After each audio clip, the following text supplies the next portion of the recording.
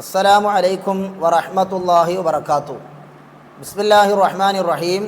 അൽഹംദുലില്ലാഹി റബ്ബിൽ ആലമീൻ. അല്ലാഹുമ്മ സ്വല്ലി വസല്ലിം അലാ റസൂലിക സയ്യിദിനാ മുഹമ്മദിൻ വഅലാ ആലി സയ്യിദിനാ വ മൗലാനാ മുഹമ്മദ്. പ്രിയമുള്ള സഹോദരി സഹോദരന്മാരെ, ഇന്നത്തെ നമ്മുടെ ക്ലാസ്സിലൂടെ മനുഷ്യരാകുന്ന, പ്രത്യേകിച്ച് മുഅ്മിനീങ്ങളാകുന്ന, മുസ്ലിമീങ്ങളാകുന്ന നമ്മൾ ഓരോ ദിവസവും നമ്മുടെ ജീവിതത്തിൽ നമ്മൾ ശ്രദ്ധിക്കേണ്ട ചില ജീവിത ചിട്ടകളെക്കുറിച്ചാണ് തഴവ ഉസ്താദിൻ്റെ ബൈത്തിലൂടെ നമ്മൾ പഠിക്കാൻ പോകുന്നത്. അല്ലാഹു തആല തൗഫീഖ് നൽകുമാറാകട്ടെ. കഴിഞ്ഞ ക്ലാസ് ഒരു ആത്മീയമായ ഒരു ലോകത്തേക്കുള്ള ഒരു യാത്ര എന്ന ക്ലാസ് പലരും കേട്ടിട്ട് ഒരുപാട് പേര് മെസ്സേജ് അയച്ചു. അൽഹംദുലില്ലാഹ്, വളരെയധികം ആ ക്ലാസ് കേട്ടപ്പോൾ ഉപകാരപ്പെട്ടു, വളരെ സന്തോഷമായി. ആഖിറത്തെക്കുറിച്ച് അല്പസമയം ചിന്തിക്കാനും രാത്രി മുഴുവൻ കരഞ്ഞുകൊണ്ട് കിടന്നു എന്ന് പറഞ്ഞ സഹോദരിമാരുണ്ട്. അത് കേട്ടിട്ട് രാത്രി മുഴുവൻ കരഞ്ഞു കിടന്നു ഉസ്താദേ, സുബഹി വരെയും എനിക്ക് വല്ലാത്ത വിഷമമായി പോയി അത് കേട്ടപ്പോൾ, ആഖിറത്തെക്കുറിച്ച് ഓർത്തപ്പോൾ എന്ന് പറഞ്ഞു. അൽഹംദുലില്ലാഹ്, അതുതന്നെയാണ് നമ്മുടെ വിജയം, അതാണ് നമ്മുടെ വിജയം. അത് കേട്ടപ്പോൾ നിങ്ങൾക്ക് ആഖിറത്തെക്കുറിച്ചുള്ള ചിന്ത വന്നിട്ടുണ്ടെങ്കിൽ അതാണ് നമ്മുടെ ക്ലാസ് കൊണ്ടുള്ള ഏറ്റവും വലിയ വിജയം. അല്ലാഹു തആല സ്വീകരിക്കുമാറാകട്ടെ. അങ്ങനെ ഏതെങ്കിലും സഹോദരിമാരോ സഹോദരന്മാരോ ആഖിറത്തെ ഓർത്ത് ആ ക്ലാസ് കേട്ട് കരഞ്ഞിട്ടുണ്ടെങ്കിൽ ഇൻഷാ അല്ലാഹ് ആ കണ്ണുനീർ നിങ്ങൾ ഉദ്ദേശിക്കാത്ത വിലപിടിപ്പുള്ള കണ്ണുനീരാണ്. കാരണം എന്താ? അള്ളാഹിനെ പേടിച്ചാരെങ്കിലും കരഞ്ഞാൽ, ആഖിറത്തെക്കുറിച്ച് ഓർത്തുകൊണ്ട് ആരെങ്കിലും കരഞ്ഞാൽ, ആ കണ്ണുനീർ തുള്ളികൾ നാളെ ആഖിറത്തിൽ നന്മയുടെ ത്രാസിൽ വളരെ ഭാരമുള്ളതായി മാറുന്നതാണ്. ഈ കണ്ണുനീർ കാരണമായി പരലോകത്ത് രക്ഷപ്പെടുന്നതാണ്. അല്ലാഹു സുബ്ഹാനഹു വ തആല നമ്മെ എല്ലാവരെയും പരലോകത്ത് രക്ഷപ്പെടുന്ന മുത്തഖീങ്ങളിൽ ഉൾപ്പെടുത്തുമാറാകട്ടെ. ഇൻഷാ അല്ലാഹ് ഞാൻ ഇന്നത്തെ ക്ലാസ് ആരംഭിക്കുകയാണ്. അതിനു മുമ്പായി വീണ്ടും നിങ്ങളെ ഓർമ്മപ്പെടുത്തുന്നു, അല്ലാഹു സുബ്ഹാനഹു വ തആലയോട് നിങ്ങൾ കരഞ്ഞുകൊണ്ട് ദുആ രക്കണം. എല്ലാ ദിവസവും ദുആ രക്കണം. ആ ദുആ ചെയ്യുമ്പോൾ സാധുവായ എന്നെയും നിങ്ങളുടെ ദുആയിൽ ഉൾപ്പെടുത്തണമെന്ന് എല്ലാ സഹോദരി സഹോദരന്മാരോടും വസിയത്ത് ചെയ്യുകയാണ്. ഒരുപാട് സഹോദരിമാർ പല കാര്യങ്ങളും പറഞ്ഞ് മെസ്സേജ് അയച്ച് പറയുമ്പോൾ ദുആ രക്കാൻ വേണ്ടി പറയുന്ന കൂട്ടത്തിൽ ഉസ്താദിന് വേണ്ടിയും കുടുംബത്തിന് വേണ്ടിയും ഞാൻ ദുആ രക്കുന്നുണ്ട് എന്ന് പറയുമ്പോൾ വളരെയധികം സന്തോഷമാണ്, സമാധാനമാണ്. അതുപോലെ മരണപ്പെട്ടുപോയ എൻ്റെ വാപ്പയ്ക്ക് വേണ്ടിയും പല സഹോദരിമാരും അവർ ഓതുന്ന ഖുർആനുകളും ചൊല്ലുന്ന അസ്മാഉൽ ഹുസ്നയും ഒക്കെ ഹദിയ ചെയ്ത് ദുആ രക്കുന്നുണ്ട് എന്ന് പറഞ്ഞു. അൽഹംദുലില്ലാഹ്, അല്ലാഹു അവർക്കെല്ലാം എല്ലാവിധ ഖൈറും ബറക്കത്തും നൽകുമാറാകട്ടെ. അവരുടെ എല്ലാ വിഷമങ്ങളും പ്രയാസങ്ങളും അല്ലാഹു മാറ്റിക്കൊടുക്കുമാറാകട്ടെ. ഒരുപാട് സഹോദരി സഹോദരന്മാർ ദുആ രക്കാൻ പറഞ്ഞിട്ടുണ്ട്. നമുക്ക് അവസാനം അവർക്ക് വേണ്ടിയൊക്കെ ദുആ രക്കണം. അല്ലാഹു തആല സ്വീകരിക്കുമാറാകട്ടെ. നമ്മുടെ ഈ ക്ലാസ് ആഖിറത്തിലേക്ക് ഉപകരിക്കുന്ന, പരലോക വിജയത്തിന് ഉപകരിക്കുന്ന ഒരു ക്ലാസ്സാക്കി അല്ലാഹു മാറ്റുമാറാകട്ടെ. മഹാനായ തഴവ ഉസ്താദിൻ്റെ ആ ഗ്രന്ഥം വളരെ വിലപ്പെട്ട ഗ്രന്ഥമാണ്. ആ ഗ്രന്ഥത്തിലൂടെ മഹാനവർക്ക് നമുക്ക് പഠിപ്പിച്ചു തരുന്ന ജീവിത ചിട്ടകളെക്കുറിച്ചാണ് ഇന്നത്തെ ക്ലാസ്സിലൂടെ പഠിക്കുന്നത്. അല്ലാഹു തആല സ്വീകരിക്കുമാറാകട്ടെ. നീ മന്ദിരം ഉണ്ടാക്കലിന്നൊരു നല്ലതാ, കവിഞ്ഞാൽ ചുമന്നും നാളെ നീ നിൽക്കേണ്ടതാ.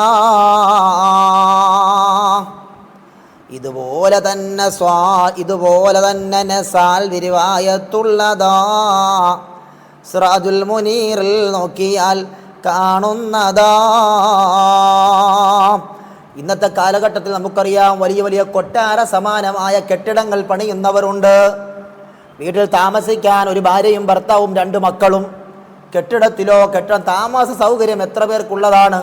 100 പേർക്കോ 200 പേർക്കോ താമസിക്കാൻ പറ്റുന്ന രൂപത്തിലുള്ള വലിയ വലിയ മണിമാളികകൾ പണിയുന്നവരുണ്ട്. അപ്പോൾ അവിടെ നമ്മൾ ഒരു സംശയം തീർക്കേണ്ടത് എന്താണ്? ഒരാൾ 2 നില വീട് വെച്ചു, അല്ലെങ്കിൽ 3 നില വീട് വെച്ചു. അയാൾ കുറ്റക്കാരനാണോ? എവിടെയാണ് ഈ കുറ്റക്കാരനാണോ അല്ലയോ എന്ന് തീരുമാനിക്കുന്നത്? ആ വീട്ടിൽ അവിടെയുള്ള അംഗങ്ങൾക്ക് താമസിക്കാൻ എത്ര വലിയ വീടുകൾ വേണോ അത്രയും വലുത് പണിയാം. ഉദാഹരണത്തിന് വാപ്പയും ഉമ്മയും 10 മക്കളുമുണ്ട്. ഈ 10 മക്കളും അല്പം വളർന്നു വരുമ്പോൾ ഓരോ റൂമിൽ കിടത്തണം, ഒരുമിച്ച് കിടത്താൻ പാടില്ലല്ലോ. അപ്പോൾ ആ വീട്ടിൽ എത്ര റൂം വേണ്ടി വരും? 11 റൂം വേണ്ടി വരും. അപ്പോൾ അങ്ങനെയുള്ളവർക്ക് സമ്പത്തുണ്ടെങ്കിൽ അത് പണിയാം. എന്നല്ലാതെ ആവശ്യമില്ലാതെ വലിയ മണിമാളികകൾ പണിയുന്നതിനെക്കുറിച്ചാണ് ഈ പറയുന്നത്. മനസ്സിലായോ? മുമ്പ് എൻ്റെ ഉസ്താദ് 2 നില കെട്ടിടം പണിഞ്ഞു. 2 നില വീട് വെച്ചെങ്കിൽ ഉസ്താദും ഭാര്യയും 10 മക്കളും ഉണ്ട്. 2 നില വീട് വെച്ച ഉസ്താദിനെ മറ്റുള്ളവർ കുറ്റം പറയുകയാണോ? വലിയ കെട്ടിടങ്ങൾ വെക്കരുത്, വലിയ മണിമാളികൾ പണിയരുത് പ്രസംഗിച്ച് നടക്കും. പക്ഷേ ഏതാണ്ട് ഉസ്താദ് 2 നില വീട് വെച്ചല്ലോ എന്ന്. ബുദ്ധി വേണ്ട, അസൂയ കൊണ്ട് പറയുന്നതാണത്. അത് അസൂയ കൊണ്ട് പറയുന്നതാണ്. 2 നിലയല്ല 10 നില വെച്ചാലും ഈ 10 നിലയിൽ താമസിക്കാനുള്ള അംഗങ്ങൾ, വ്യക്തികൾ നിങ്ങളുടെ വീട്ടിലുണ്ടെങ്കിൽ ഒരു കുഴപ്പവുമില്ല. അതല്ലാതെ 10 പേരടങ്ങുന്ന വീട്ടിൽ 2 ബെഡ്റൂം മതിയോ, അല്ലെങ്കിൽ 3 ബെഡ്റൂം മതിയോ, അല്ലെങ്കിൽ 4 ബെഡ്റൂം മതിയോ? ഒരിക്കലും പോരാ. അതുകൊണ്ട് അതിനനുസരിച്ച് പണിയാം. ഇതങ്ങനെയുള്ള അല്ല ഈ പറയുന്നത്. വീട്ടിൽ താമസിക്കുന്ന ആ അംഗങ്ങളെക്കാൾ എത്രയോ കൂടുതൽ വിശാലമായി, ആവശ്യമില്ലാതെ മറ്റുള്ളവരെ കാണിക്കാൻ വേണ്ടി, ഞാൻ സമ്പന്നനാണെന്ന് കാണിക്കാൻ വേണ്ടി കൊട്ടാരം പണിഞ്ഞിടുന്നതിനെ കുറിച്ചാണ് പറയുന്നത്. അതിനെക്കുറിച്ച് എന്ത് പറഞ്ഞു? അതിനെക്കുറിച്ച് പരിശുദ്ധമായ ഇസ്ലാം എന്ത് പഠിപ്പിച്ചു? ഹബീബായ തങ്ങൾ എന്ത് പറഞ്ഞു? ഇങ്ങനെ ഉണ്ടാക്കുന്നവർ, ഈ വലിയ കൊട്ടാര സമാനമായ കെട്ടിടങ്ങൾ വെറുതെ ഉണ്ടാക്കുന്നവർ, അഭിമാനം കാണിക്കാൻ വേണ്ടി ഉണ്ടാക്കുന്നവർ, പ്രൗഢി കാണിക്കാൻ വേണ്ടി ഉണ്ടാക്കുന്നവർ, അവരതും ചുമന്നുകൊണ്ട് നാളെ പരലോകത്ത് നിൽക്കേണ്ടി വരും എന്ന് ഷഫീഉനാ മുഹമ്മദ് റസൂലുള്ളാഹി സ്വല്ലല്ലാഹു അലൈഹി വസല്ലമ തങ്ങൾ പഠിപ്പിക്കുകയാണ്. അള്ളാഹു കാത്തുരക്ഷിക്കുമാറാകട്ടെ. വലിയ വീടൊക്കെ വെച്ച് ഒരു കുഴപ്പമില്ല, പക്ഷേ ആ വീട്ടിൽ താമസിക്കാനുള്ള ആൾക്കാരുണ്ടായിരിക്കണം. ആ വീട്ടിൽ താമസിക്കാൻ ആവശ്യമായ അംഗങ്ങൾ ഉണ്ടായിരിക്കണം. അങ്ങനെയാണെങ്കിൽ നിങ്ങൾക്ക് വെക്കാം, ഒരു കുഴപ്പവുമില്ല. അതാ നോക്കൂ, ഇരുന്നിട്ടു വേണേ പാദരക്ഷ ധരിക്കുവാൻ, നിന്നിട്ടു വേണേ മുണ്ട് തലയിൽ കെട്ടുവാൻ. നമ്മൾ ശ്രദ്ധിക്കാത്ത ചില ജീവിത ചിട്ടകളാണ് പറഞ്ഞു തരുന്നത്. നമ്മൾ ചെരുപ്പ് ധരിക്കുമ്പോൾ ഇരുന്നിട്ട് വേണം ചെരുപ്പ് ധരിക്കാൻ എന്നാണ് മഹാന്മാർ നമുക്ക് പഠിപ്പിച്ചു തരുന്നത്. അതാണ്, ഇരുന്നിട്ട് ചെരുപ്പ് ധരിക്കണം, നിന്നുകൊണ്ട് ചെരുപ്പ് ധരിക്കാൻ പാടില്ല, അത് നല്ലതല്ല. നിന്നിട്ടു വേണേ മുണ്ട് തലയിൽ കെട്ടുവാൻ. തലയിൽ കെട്ട് കെട്ടുമ്പോൾ, പ്രത്യേകിച്ച് ഉസ്താദുമാർ എപ്പോഴും തലയെക്കെട്ട് കെട്ടുന്ന ഉസ്താദുമാരാണല്ലോ, അപ്പോൾ തലയെക്കെട്ട് കെട്ടുമ്പോൾ നിന്നുകൊണ്ട് കെട്ടണം, ഇരുന്നു കൊണ്ടല്ല തലയെക്കെട്ട് കെട്ടേണ്ടത്, നിന്നുകൊണ്ട് കെട്ടണം. നീ എവിടെയെങ്കിലും ഏതെങ്കിലും ഒരു ഉസ്താദ് കസേരയിൽ ഇരുന്നു കൊണ്ട് കെട്ടുന്ന കണ്ട ആ ഉസ്താദ് തെറ്റ് ചെയ്തു, ഹറാമ് ചെയ്തു എന്ന് പറയണ്ട. നല്ലതല്ല എന്നേ ഉള്ളൂ. നല്ലതല്ല, ഹറാമാണെന്ന് പറഞ്ഞിട്ടില്ല കേട്ടോ. ഹറാമാണെന്ന് പറഞ്ഞു എവിടെയെങ്കിലും കണ്ടാൽ ഉസ്താദുമാർ തലയിൽ കയറാനും തോളെ കയറാനും പോകരുത് എന്ന് ഞാൻ കൂട്ടത്തിൽ ഓർമ്മപ്പെടുത്തുകയാണ്. അപ്പം നല്ലതെന്താണ്? നിന്നുകൊണ്ട് തന്നെ തലയെ കെട്ടണം, ഇരുന്നു കൊണ്ട് പാദരക്ഷ ധരിക്കണം. അപ്പോൾ ഉസ്താദ്മാരും പള്ളിയിൽ നിന്ന് ഇറങ്ങിപ്പോകുമ്പോൾ ഇരുന്നു കൊണ്ടാണോ ചെരുപ്പ് ധരിക്കുന്നത്, വീട്ടിൽ നിന്ന് ഇറങ്ങിപ്പോകുമ്പോൾ ഇരുന്നു കൊണ്ടാണോ ചെരുപ്പ് ധരിക്കുന്നത് ചോദിക്കും, വേണേൽ കമൻറ്റ് വരും. എന്നാൽ നല്ലതങ്ങനെയാണ്. ഉസ്താദുമാർ ചെയ്താലും സാധാരണക്കാർ ചെയ്താലും ആര് ചെയ്താലും നിയമം ഒരുപോലെയാണ്. എല്ലാ വിഷയത്തിലും നിയമം ഒരുപോലെയാണ്. അല്ലാതെ ഉസ്താദുമാർക്ക് ഒരു ശിക്ഷ, മറ്റുള്ളവർക്ക് വേറെ ശിക്ഷ, ഉസ്താദുമാർക്ക് ഒരു നിയമം, മറ്റുള്ളവർക്ക് വേറെ നിയമം, അങ്ങനെ നിയമമില്ല. അപ്പോൾ ആരാണെങ്കിലും ചെരുപ്പ് ധരിക്കുമ്പോൾ ഇരുന്നിട്ട് പാദരക്ഷ ധരിക്കുന്നതാണ് നല്ലത് എന്ന് മഹാന്മാർ പഠിപ്പിക്കുന്നുണ്ട്. അതിന് സാധിക്കുന്ന സ്ഥലങ്ങൾ അങ്ങനെ വേണം. നമ്മൾ ചെരുപ്പ് ധരിക്കാൻ പോകുമ്പോൾ തൊട്ടടുത്തൊരു കസേര കിടക്കുന്ന കണ്ടു, എന്നാൽ ആ കസേരയും കൊണ്ട് നീക്കിയിട്ട് ഇരുന്നു കൊണ്ട് അങ്ങ് ധരിക്കണം. അപ്പോൾ ഒരു പ്രാവശ്യമെങ്കിലും ആ നന്മ ചെയ്യാൻ പറ്റിയല്ലോ. സാഹചര്യമില്ലാത്ത പള്ളി നിറങ്ങി പോകുമ്പോൾ പുറത്ത് കസേര നിരത്തിയിട്ടേക്കല്ലോ, ഒരു ചെരുപ്പിട്ട് പോകലേ നമുക്ക് സാധ്യമാവുകയുള്ളൂ. അവിടെ ഹറാമില്ല, തെറ്റാണെന്നല്ല, ശിക്ഷ കിട്ടുമെന്നല്ല, നല്ലതെങ്ങനെയാണ് എന്നാണ് ആ പറഞ്ഞത്. അത് ഞാൻ വിശദീകരിച്ച് അവിടെ പറയാൻ കാരണം, അല്ലെങ്കിൽ ഇത് വെച്ചുകൊണ്ട് പലരുടെയും തോളിൽ കയറാൻ പോകും, അതുകൊണ്ടാണ് പറഞ്ഞത്.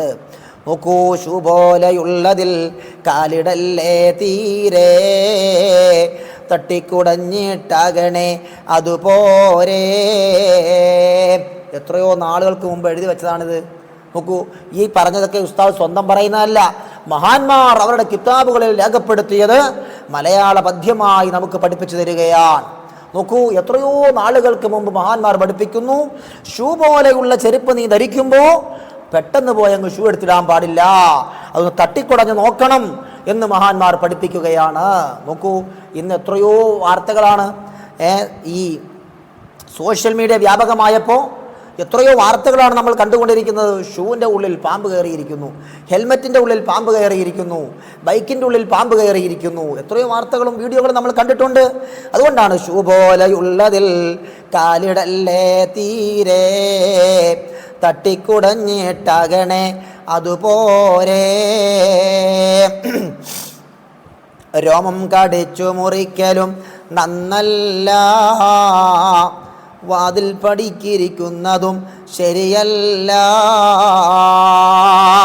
നമ്മുടെ ശരീരത്തിലെ രോമങ്ങൾ, കയ്യിലെ ആയാലും താടി രോമമായാലും നമ്മൾ കടിച്ചു മുറിക്കാൻ പാടില്ല. രോമങ്ങൾ കടിച്ചു മുറിക്കാൻ പാടില്ല, നല്ലതല്ല.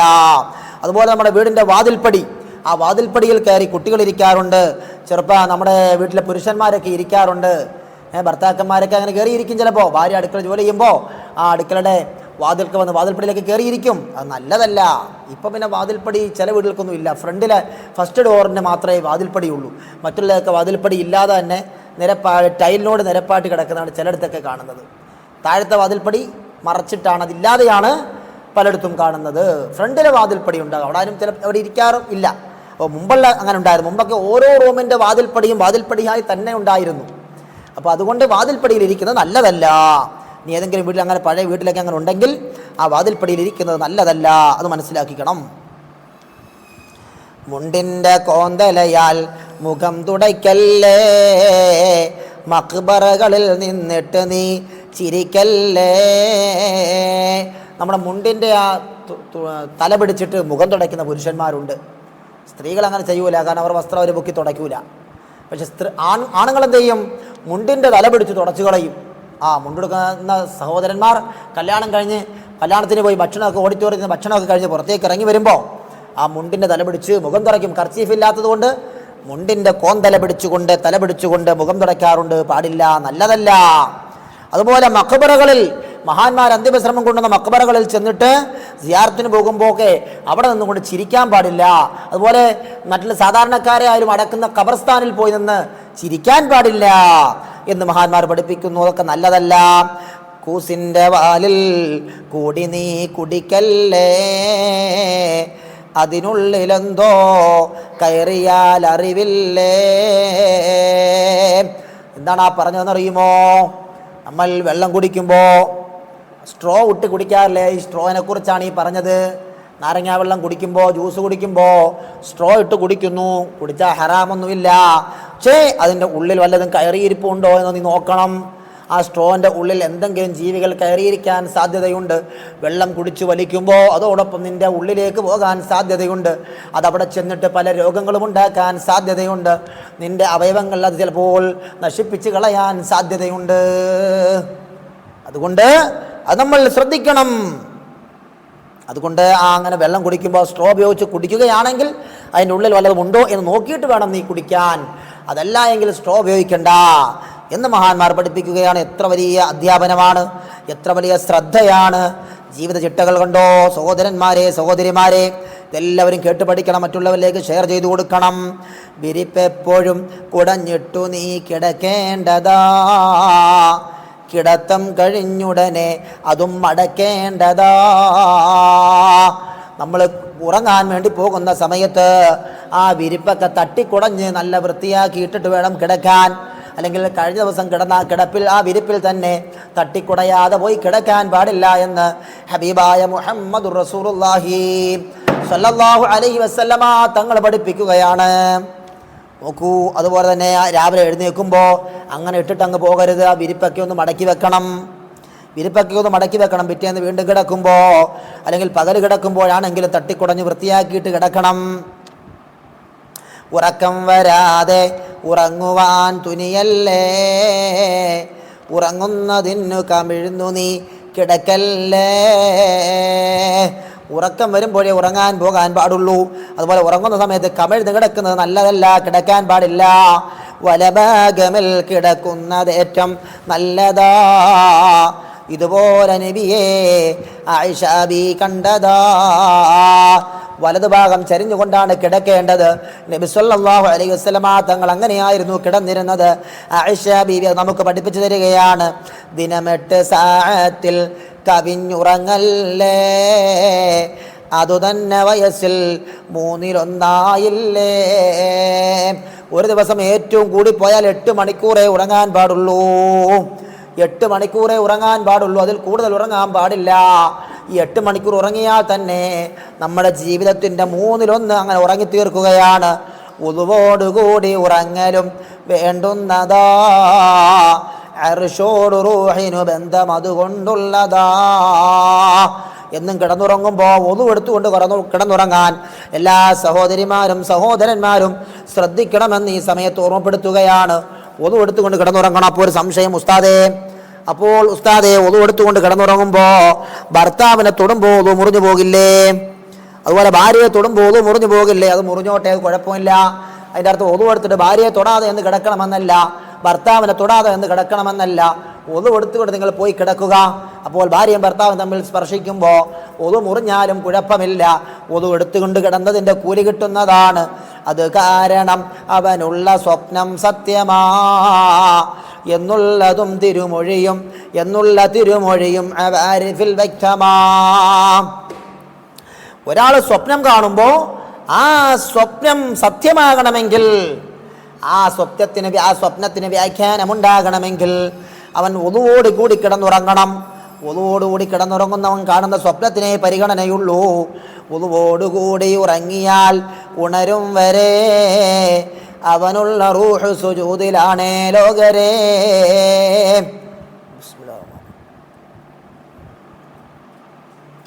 ഒതുവോടുകൂടി ഒരാൾ കിടന്നുറങ്ങിയാൽ അവൻ ഉണരുന്നത് വരെ അവൻ്റെ റൂഹ് സുജൂദിലായി, അള്ളാഹുവിന് സുജൂദിലായി കിടക്കുകയാണ്. അതുമാത്രമല്ലിനി നീ മരിച്ചുറക്കത്തിലെ ഒരുമിച്ചിടാം ശുഹദാക്കളെ ലജ്നത്തിലെ. ഒന്നുകൂടി കിടന്നുറങ്ങുന്ന മനുഷ്യൻ ഉറക്കത്തിൽ മരണപ്പെട്ടു പോയാൽ ശുഹദാക്കളുടെ കൂലി കിട്ടുന്നതാണ്. ശുഹദാക്കളുടെ സംഘത്തിൽ പരലോകത്ത് ഒരുമിച്ച് കൂടുന്നതാണ്. ശുഹദാക്കളുടെ കൂട്ടത്തിൽ ഒരുമിച്ച് കൂടാൻ കഴിയുന്നതാണ്. അത് വലിയ പവറാണ്. അതാ എൻ്റെ കൂട്ടുകാരൻ, എൻ്റെ സീനിയറാകുന്ന ജാമിഅ നഈമിയയിൽ, മുറാദാബാദിലെ ജാമിഅ നഈമിയയിൽ എൻ്റെ തൊട്ട് മുമ്പുള്ള വർഷം പഠിച്ച അതാ സഅദ് നഈമി എന്ന് പറയുന്ന വയനാടുകാരനായ സഹോദരൻ, വയനാട് കൽപ്പറ്റയിലുള്ള സഅദ് നഈമി അതാ രാത്രിയിൽ ഉറക്കത്തിൽ മരണപ്പെടുകയാണ്. വിവാഹം കഴിച്ച് 15 ദിവസമേ ആയിട്ടുള്ളൂ. അതാ ഉറങ്ങുന്ന സമയത്ത് ആ ഉറക്കത്തിൽ രാത്രിയിൽ മരണപ്പെട്ടു പോവുകയാണ്.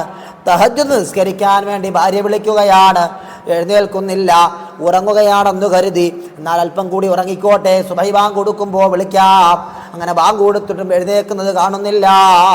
അങ്ങനെ ബാങ്ക് കൊടുത്തപ്പോഴും വിളിച്ചു നോക്കുന്നു, പക്ഷേ ആ ഉറക്കത്തിൽ സഅദ് നഈമി അള്ളാന്റെ അടുക്കലേക്ക് യാത്രയായി പോയി. സഹോദരന്മാരെ, നമ്മളെല്ലാവരും എല്ലാ രാത്രിയിലും ഉറങ്ങാറുള്ളവരാണ്. രാവിലെ സുബഹിക്ക് എഴുന്നേൽക്കുമെന്ന് ഉറപ്പ് പറയാൻ എനിക്കോ നിങ്ങൾക്കോ സാധ്യമല്ല. അതുകൊണ്ട് തന്നെ രാത്രിയിൽ എല്ലാവരും തൗബ ചെയ്ത് കിടന്നുറങ്ങണം. ഉറങ്ങുന്ന സമയത്ത് തൗബ ചെയ്തുകൊണ്ട് കിടന്നുറങ്ങണം. സയ്യിദുൽ ഇസ്തിഗ്ഫാർ ചൊല്ലി ഉറങ്ങണം. അസ്തഗ്ഫിറുല്ലാഹൽ അലീം എന്ന ഇസ്തിഗ്ഫാർ ചൊല്ലിയിട്ട് കിടന്നുറങ്ങണം. കുറച്ച് ദിക്റുകളും സ്വലാത്തുകളും ഒക്കെ ചൊല്ലിയിട്ട് കിടന്നുറങ്ങണം.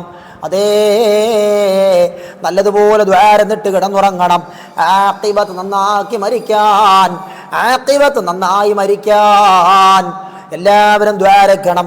ആ ദുആയിൽ സാധുവായ എന്നെയും കുടുംബത്തെയും ഉൾപ്പെടുത്തണമെന്ന് ഈ സമയത്തിൻ്റെ പ്രിയമുള്ള സഹോദരിമാരോടും സഹോദരന്മാരോടും ഓർമ്മപ്പെടുത്തുകയാണ്. അല്ലാഹുവേ, ഞങ്ങളെ എല്ലാവരെയും നിന്റെ ജന്നാത്തുൽ ഫിർദൗസിൽ നീ ഒരുമിച്ച് കൂട്ടണേ റഹ്മാനേ. അതാ നോക്കൂ, അങ്ങനെ ഉറക്കത്തിൽ ഒന്നോടുകൂടി കിടന്നുറങ്ങുമ്പോൾ മരണപ്പെട്ടാൽ ശുഹദാക്കളുടെ കൂലി കിട്ടുന്നതാണ്. പാത്രം പെറുക്കുന്നതിന് മുൻപായി തിന്ന സ്ഥാനത്തു നിന്നെഴുന്നേറ്റു പോകരുതെന്നാ. നമ്മൾ ഭക്ഷണം കഴിച്ചു കഴിയുമ്പോൾ ആ ഭക്ഷണം കഴിച്ചുകൊണ്ട് നമ്മളൊക്കെ ചെയ്യാറുള്ള പതിവാണ് അവിടെ നിന്ന് അങ്ങ് എഴുന്നേറ്റ് പോകുന്ന പതിവ്. എന്നാൽ നമ്മൾ കഴിച്ച ഭക്ഷണ പാത്രമുണ്ടല്ലോ, ആ പാത്രം എടുത്തുകൊണ്ട് ആദ്യം ആ പാത്രമാണ് എടുത്തുകൊണ്ട് പോകേണ്ടത്. ആ പാത്രം ആദ്യം പെറുക്കിയെടുത്ത് മാറ്റിയതിന് ശേഷമേ നമ്മൾ എഴുന്നേറ്റ് പോകാൻ പാടുള്ളൂ. അതിലാണ് ബറക്കത്ത് എന്ന് മഹാന്മാർ പഠിപ്പിക്കുകയാണ്. ഇതൊക്കെ നബി സല്ലല്ലാഹു അലൈഹി വസല്ലം തങ്ങൾ പഠിപ്പിച്ചതാണ് കേട്ടോ. അങ്ങനെ നമ്മൾ ഭക്ഷണം കഴിച്ചു കഴിയുമ്പോൾ ആ പാത്രം ഇനി അതിൻ്റെ പേര് വീട്ടിൽ വഴക്കുണ്ടാക്കാൻ നിൽക്കരുത്. ഭക്ഷണം കഴിച്ചു കഴിയുമ്പോൾ ഭാര്യ അല്പം വേറെ ജോലിയിലായിരിക്കും, പാത്രം എടുക്കാൻ പെട്ടെന്ന് വന്നില്ല എന്ന് വിചാരിച്ചിട്ട് പാത്രം എടുത്ത് എറിയുകയോ വീട്ടിൽ വഴക്കുണ്ടാക്കുകയോ ചെയ്യരുത്. നിങ്ങൾക്ക് തന്നെ എടുക്കാവില്ല പാത്രം. ഭക്ഷണം കഴിച്ച പാത്രം എന്ത് ചെയ്യണം? എടുക്കണമെന്ന് പറഞ്ഞപ്പോൾ ഭാര്യ തന്നെ വരട്ടെ, അല്ലെങ്കിൽ വീട്ടിലുള്ളവർ തന്നെ വരട്ടെ, എന്നിട്ട് ഞാൻ എഴുന്നേൽക്കുന്നുള്ളൂ എന്ന് പറഞ്ഞെങ്കിൽ വാശി പിടിച്ചിരിക്കണ്ട.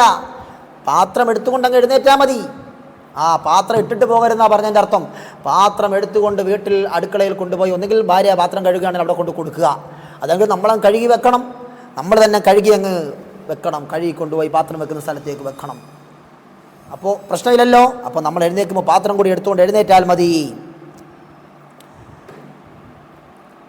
പാത്രം പെറുക്കുന്നതിന് മുൻപായി തിന്ന സ്ഥാനത്തു നിന്ന് എഴുന്നേറ്റു പോകരുതെന്നാ. ഇഹ്യായിലുണ്ടിത് നോക്കിയാൽ കാണുന്നതാ. അതിനുള്ള രണ്ടാം ഭാഗമിൽ ഇത് വന്നതാ. വായ് കഴുകണേ കുടിച്ചാലുടൻ നീ പാല്, കൈ കഴുകണേ പെരുമാറിയാൽ നീ ചൂല്. ചിലപ്പോൾ വെള്ളം കുടിക്കുമ്പോൾ നമ്മൾ കുടിക്കുന്ന വാ കഴുകുന്നില്ല. അതുപോലെ ചിലർ പാല് കുടിച്ചാലും ചിലപ്പോൾ വാ കഴുകാറില്ല. പാല് കുടിച്ചാലുടൻ വാ കഴുകണമെന്നാണ്. അല്ലെങ്കിൽ വായ്ക്ക് വലിയ നാറ്റമുണ്ടാകും. കുറേ കഴിയുമ്പോഴേക്ക് വായയ്ക്ക് വലിയ നാറ്റമുണ്ടാകും. മറ്റുള്ളവർക്ക് അടുത്ത് നിൽക്കാൻ പറ്റാത്ത രൂപത്തിൽ വായനാറ്റമുണ്ടാകാൻ സാധ്യതയുണ്ട്. അതുകൊണ്ട് പാല് കുടിച്ചാൽ ഉടൻ നീ വായ കഴുകണം, നല്ലതുപോലെ കഴുകണം. അതുമാത്രമല്ല, ചൂലെടുത്ത് പുരയ്ക്കകം തൂക്കുമ്പോഴും മുറ്റം തൂക്കുമ്പോഴും ഒക്കെ ചൂലെടുത്താൽ നീ കൈയും കഴുകേണ്ടതുണ്ട്. കൈ കഴുകണം. ചൂലൊക്കെ നല്ല വൃത്തിയുള്ളതായിരിക്കും, എന്നാലും കൈ കഴുകണം. ചോദിച്ചിടണ്ട ലുബ്ധനോട് നീ മാല്, പാലാക്കുവാൻ നീ നോക്കിടണ്ട കീല്. വലിയ പിശുക്കന്മാരോട് ആവശ്യം വരുമ്പോൾ സമ്പത്ത് ചോദിക്കാൻ പോകണ്ടെന്ന് ചോദിച്ചാൽ നമുക്ക് വിഷമം ഉണ്ടാവുകയുള്ളൂ. തരില്ല, അവർ തരൂല. അവർ കള്ളത്തരം പറഞ്ഞ് ഒഴിഞ്ഞു മാറും. അതുകൊണ്ട് ലുബ്ധനോട്, പിശുക്കനോട് നീ സമ്പത്ത് ചോദിക്കാൻ പോകണ്ട, മാല് ചോദിക്കണ്ട, നീ കടം ചോദിക്കാനൊന്നും പോകണ്ട. ഏതെങ്കിലും നല്ല മനുഷ്യന്മാരോട് പോയി ചോദിച്ചാൽ മതി കടം ചോദിക്കുമ്പോൾ. കാരണം എന്താ? ആ കറുത്ത കീലില്ലേ, കീല്, വണ്ടിക്കൊക്കെ ഒഴിക്കുന്ന കീല്, ആ ഓയിൽ, കറുത്ത ഓയിൽ, കീലെന്നൊക്കെ പറയും. ആ കീല് പാലാക്കാൻ നോക്കിയാൽ നടക്കുന്ന കാര്യമാണോ? അല്ല. അതുകൊണ്ട് ഇവരെ നന്നാക്കാൻ ചിലപ്പോൾ പറ്റിക്കൊള്ളണമെന്നില്ല. അവൻ പൈസ തരൂല. അതുകൊണ്ട് പിശുക്കനോട് നീ ചോദിക്കാൻ പോകണ്ട. നീട്ടല്ല നീ ഖുർആന്റെ നേരെ കാല്, ഖിബ്ലയ്ക്ക് നേരെയും നല്ലതല്ലീ ഹാല്. ഒരാളവിടെ ഖുർആൻ ഓതിക്കൊണ്ടിരിക്കുകയാണ്. അവൻ്റെ നേരെ, ആ ഖുർആന്റെ നേരെ കാല് നീട്ടിയിരിക്കാൻ പാടില്ല. ഖിബ്ലയ്ക്ക് നേരെ കാല് നീട്ടിയിരിക്കാൻ പാടില്ല. ഇനി നോക്കൂ, വളരെ പ്രധാനപ്പെട്ട ഒരു കാര്യം. എൻ്റെ പ്രിയപ്പെട്ട സഹോദരിമാരെ, നിങ്ങൾ പ്രത്യേകം ശ്രദ്ധിക്കേണ്ടതാണ്. നീ രാത്രിയിൽ കണ്ണാടി നോക്കരുതെന്നാ, കോങ്കണ്ണനായി തീരുന്നതും ശരി തന്നെ. രാത്രിയിൽ കണ്ണാടി നോക്കരുത്. കണ്ണാടി നോക്കിയാൽ കോങ്കണ്ണ് വരാൻ സാധ്യതയുണ്ടെന്ന് മഹാന്മാരായ പണ്ഡിതന്മാർ പഠിപ്പിക്കുന്നു. ഹബീബായ റസൂലുള്ളാഹി സ്വല്ലല്ലാഹു അലൈഹി വസല്ലമ തങ്ങൾ പഠിപ്പിക്കുകയാണ്, നീ രാത്രിയിൽ കണ്ണാടി നോക്കരുതെന്നാ, കോങ്കണ്ണനായി തീരുന്നതും ശരി തന്നെ. തിരുവചനമായി നുസ്ഹത്ത് രണ്ടാം ഭാഗമിൽ കാണുന്നതാ ഒരു 121 നബിതങ്ങളിൽ ഗുണം ചെയ്യണേ കുടുംബത്തിനും യാ റബ്ബന, അതുപോലെ തന്നെ സുഹാബിനും. റഹ്മാനായ റബ്ബേ, ഞങ്ങളത് നീ സ്വീകരിക്കണേ പടച്ചവനെ. അല്ലാഹുവേ, ഹബീബായ റസൂലുള്ളാഹി സ്വല്ലല്ലാഹു അലൈഹി വസല്ലമ തങ്ങൾ പഠിപ്പിച്ച ജീവിതത്തിൽ പാലിക്കേണ്ട ഓരോ ദിവസവും ഒരു മുസ്ലിമായ മനുഷ്യൻ പാലിക്കേണ്ട ജീവിത ചിട്ടകളാണ് ഞങ്ങൾ പറഞ്ഞത്. പറഞ്ഞതും കേട്ടതും ഒക്കെ നീ സ്വീകരിക്കണേ പടച്ചവനെ. ഞാൻ പറഞ്ഞ ഈ ഇൽമിൻ്റെ പ്രതിഫലം, ഞാൻ ഈ ഇൽമ് പറഞ്ഞ് ജനങ്ങൾക്ക് പറഞ്ഞു കൊടുത്തതിൻ്റെ പ്രതിഫലം മരണപ്പെട്ടു പോയ എൻ്റെ വാപ്പയുടെ ഹദറത്തിലേക്ക് ഹദിയ ചെയ്യുന്നു റഹ്മാനെ. അതുപോലെ എന്നെ പഠിപ്പിച്ച ഉസ്താദുമാർ, ആ ഉസ്താദുമാരിൽ ആരെല്ലാം മരണപ്പെട്ടു പോയിട്ടുണ്ടോ അവരുടെ എല്ലാം ഹദറാത്തിലേക്ക് ഹദിയ ചെയ്യുന്നു റഹ്മാനെ. അതുപോലെ എൻ്റെ ഉസ്താദുമാരിൽ തരുവർ അഹമ്മദ് മുസ്ലിയാർ എന്ന ഉസ്താദ്, കൊണ്ടോട്ടി ബുഖാരി ദഅ്വാ കോളേജിൽ പഠിപ്പിച്ച തരുവർ അഹമ്മദ് മുസ്ലിയാർ, അള്ളാഹു ഖബർ സന്തോഷത്തിലാക്കി കൊടുക്കുമാറാകട്ടെ. ആ ഉസ്താദിൻ്റെ ആണ്ട് ദിനമായിരുന്നു ഈ റജബ് 8. റജബ് 8 ആണ്ടാണ്. അതുകൊണ്ട് ആ ഉസ്താദിന് വേണ്ടി നിങ്ങളൊക്കെ ദ്വാരക്കണമെന്ന് പറയുകയാണ്. അള്ളാഹു വസിയത്ത് ചെയ്യുകയാണ്. അള്ളാഹു സുബ്ഹാനഹു വ തആല എൻ്റെ ആ ഉസ്താദ്, മരണപ്പെട്ടു പോയ ഉസ്താദ് തരുവർ അഹമ്മദ് മുസ്ലിയാർ, അതുപോലെ മരണപ്പെട്ടു പോയ സി അബ്ദുറഹ്മാൻ മുസ്ലിയാർ, അതുപോലെ ജാമിഅ നഈമിയിൽ എന്നെ പഠിപ്പിച്ച 2 ഉസ്താദുമാർ മരണപ്പെട്ടു പോയി. അതുപോലെ എന്നെ മദ്രസയിൽ പഠിപ്പിച്ച ഉസ്താദുമാർ, എനിക്ക് ഏതെല്ലാം അലിഫ് മുതൽ എന്തെല്ലാം ഇൽമുകൾ പറഞ്ഞു തന്ന ഏതെല്ലാം ഉസ്താദുമാർ മരണപ്പെട്ടു പോയിട്ടുണ്ടോ അള്ളാഹു അവരുടെ എല്ലാം ഖബറുകളിലേക്ക് ഞാൻ ഈ പറഞ്ഞു കൊടുത്ത ഇൽമിൻ്റെ പ്രതിഫലം, സവാബ് ഞാൻ ഹദിയ ചെയ്യുന്നു റഹ്മാനെ. അതുപോലെ മരണപ്പെട്ടു പോയ എൻ്റെ വാപ്പയുടെ ഹദറത്തിലേക്ക് ഹദിയ ചെയ്യുന്നു റഹ്മാനെ. അതുപോലെ എനിക്ക് ഒരുപാട് ഇൽമു പഠിപ്പിച്ചു തന്ന എൻ്റെ ഉപ്പുപ്പ, അതുപോലെ എന്നെ ചെറുപ്പം മുതലേ താലോലിച്ച് വളർത്തിയ എൻ്റെ ഉമ്മുമ്മ, അതുപോലെ എൻ്റെ മരണപ്പെട്ടു പോയ ആരെല്ലാം ഉണ്ടോ, ബന്ധുമിത്രാദികൾ ആരെല്ലാം ഉണ്ടോ അവരുടെ എല്ലാം ഹദറാത്തിലേക്ക് ഞാൻ ഈ പറഞ്ഞ ഇൽമിൻ്റെ പ്രതിഫലം ഞാൻ ഹദിയ ചെയ്യുന്നു റഹ്മാനെ. അവർക്കൊക്കെ ഇത് കാരണമായി നീ സ്വർഗം നൽകണേ തമ്പുരാനെ. ഇത് കാരണമായി അവർക്ക് നീ സ്വർഗം നൽകണേ റഹ്മാനെ. അല്ലാഹുവേ പടച്ചവനെ ഞങ്ങളുടെ ദുആ നീ സ്വീകരിക്കണം റഹ്മാനെ. അൽഹംദുലില്ലാഹി റബ്ബിൽ ആലമീൻ. അല്ലാഹുമ്മ സല്ലി വസല്ലിം അലാ റസൂലിക സയ്യിദിനാ മുഹമ്മദിൻ വഅലാ ആലി സയ്യിദിനാ മൗലാനാ മുഹമ്മദ്. പടച്ചവനെ ഞങ്ങളുടെ ദുആ നീ സ്വീകരിക്കണേ അല്ലാഹ്. ഒരുപാട് പേർ ദുആരക്കാൻ പറഞ്ഞിട്ടുണ്ട് പടച്ചവനെ. അവരുടെ ഓരോരുത്തരുടെയും ഉദ്ദേശങ്ങൾ നീ അറിയുന്നവനാണ്. ഓരോരുത്തരെയും വ്യക്തമായി പ്രത്യേകം എടുത്തു പറയേണ്ട ആവശ്യം നിനക്കില്ലല്ലോ റഹ്മാനെ. എല്ലാവരെയും നീ അറിയുന്നവനാണല്ലോ റഹ്മാനെ. അള്ളാഹുവേ അവർക്കെല്ലാം നീ അർഹമായ പ്രതിഫലം നൽകണേ അല്ലാഹ്. അവരുടെ എല്ലാ വിഷമങ്ങളും പ്രയാസങ്ങളും നീ മാറ്റിക്കൊടുക്കണേ അല്ലാഹ്. അതുപോലെ നഈമി വിഷൻ എന്ന ഈ ചാനൽ കേൾക്കുകയും അത് കേട്ട് പഠിക്കുകയും മറ്റുള്ളവരിലേക്ക് എത്തിച്ചു കൊടുക്കുകയും ചെയ്യുന്ന ഒരുപാട് സഹോദരന്മാരുണ്ട്. പടച്ചവനെ അവർക്കെല്ലാം എല്ലാവിധ ഖൈറും ബറക്കത്തും നീ നൽകണേ റഹ്മാനെ. അവരുടെ എല്ലാ രോഗങ്ങളും ഷിഫയാക്കണേ തമ്പുരാനെ. പലരും ഭർത്താക്കന്മാരുടെ ദുസ്വഭാവങ്ങൾ മാറിക്കിട്ടാൻ ദുആരക്കാൻ കരഞ്ഞുകൊണ്ട് പറഞ്ഞിട്ടുണ്ട്. അല്ലാഹുവേ ആ ഭർത്താക്കന്മാരുടെ ആ പറഞ്ഞ സഹോദരിമാരുടെ ഒക്കെ ഭർത്താക്കന്മാരെ നീ നന്നാക്കണേ തമ്പുരാനെ. അവരുടെ എല്ലാ ദുസ്വഭാവങ്ങളും മാറ്റിക്കൊടുക്കണേ തമ്പുരാനെ. അതുപോലെ റഹ്മാനെ പല കാര്യങ്ങളും പറഞ്ഞ് ദുആരക്കാൻ പറഞ്ഞവരുണ്ട്. മാതാപിതാക്കളുടെ രോഗം ഷിഫയാകാൻ പറഞ്ഞവരുണ്ട്. ക്യാൻസർ ബാധിച്ച പിതാവിൻ്റെ രോഗം ഷിഫയാകാൻ പറഞ്ഞ സഹോദരൻ റഹ്മാനായ റബ്ബി. അതുപോലെ പല വീടില്ലാത്തതിൻ്റെ പേരിൽ വീടുണ്ടാകാൻ വേണ്ടി ദുആരക്കാൻ പറഞ്ഞിട്ടുണ്ട്. കടം വീട് കിട്ടാൻ വേണ്ടി ദുആരക്കാൻ പറഞ്ഞിട്ടുണ്ട്. ജോലി കിട്ടാൻ വേണ്ടി ദുആരക്കാൻ പറഞ്ഞിട്ടുണ്ട്. ഇൻ്റർവ്യൂ കഴിഞ്ഞ് നിൽക്കുന്നവർ, ജോലി പ്രതീക്ഷിച്ച് നിൽക്കുന്നവർ എത്രയും പെട്ടെന്ന് ജോലി കിട്ടാൻ വേണ്ടി ദുആരക്കാൻ പറഞ്ഞിട്ടുണ്ട്. അങ്ങനെ പറയുമ്പോൾ ഒരുപാട് കാര്യങ്ങൾക്ക് വേണ്ടി ദുആരക്കാൻ ഏൽപ്പിച്ചവരുണ്ട് പടച്ചവനെ.